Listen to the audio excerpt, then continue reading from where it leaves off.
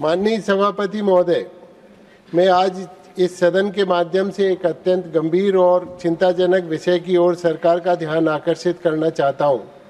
हमारे देश की मध्यम वर्गीय आकांक्षाओं की रीढ़ कहा जाने वाला आईटी सेक्टर आज एक गहरे संकट में गुजर रहा है और सरकार सब चंगा सी के अपने पुराने नारे में व्यस्त है। सभापति महोदय, दशकों से आईटी सेक्टर भारत का रोजगार इंजन रहा है, लेकिन आज यह इंजन पूरी तरह ठप हो चुका है। वित्तीय वर्ष 25-26 के आंकड़े बताते हैं कि देश की बिग 5 आईटी कंपनियों में नेट हायरिंग 0 रही है। इतिहास में पहली बार कई कंपनियों में कर्मचारियों की कुल संख्या बढ़ाने की बजाय घटी है। जहां एक तरफ 24-25 में इन टॉप 5 आईटी कंपनियों में लगभग 18,000 लोगों को नियुक्ति मिली थी, वहीं 2025 की शुरुआत में लगभग 1700 लोगों को ही केवल रोजगार मिला है। सभापति महोदय, वास्तविकता में आप अगर देखें तो कैंपस प्लेसमेंट का तो अंत ही हो गया है। इंजीनियरिंग के लाखों छात्र आज उन ऑफर्स लेटर्स को हाथ में लिए बैठे हैं जिन्हें अनिश्चित काल के लिए टाल दिया गया है। आईटी सेक्टर में नौकरी का सपना हमारे युवाओं के लिए अब एक बुरा सपना बनता जा रहा है।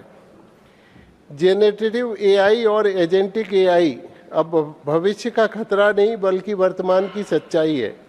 ये तकनीकें जूनियर डेवलपर्स, टेस्टर और डेटा एंट्री के पदों को तेजी से ख़त्म कर रही हैं।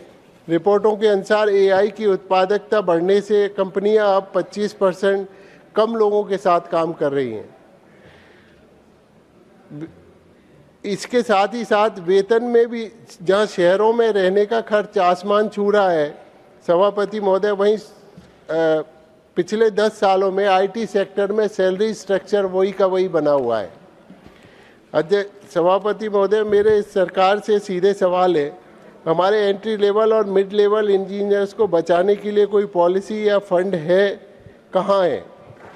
डिजिटल इंडिया कहीं जॉबलेस इंडिया ना बन जाए, इसके लिए सरकार के पास कोई रेगुलेटरी फ्रेमवर्क है क्या?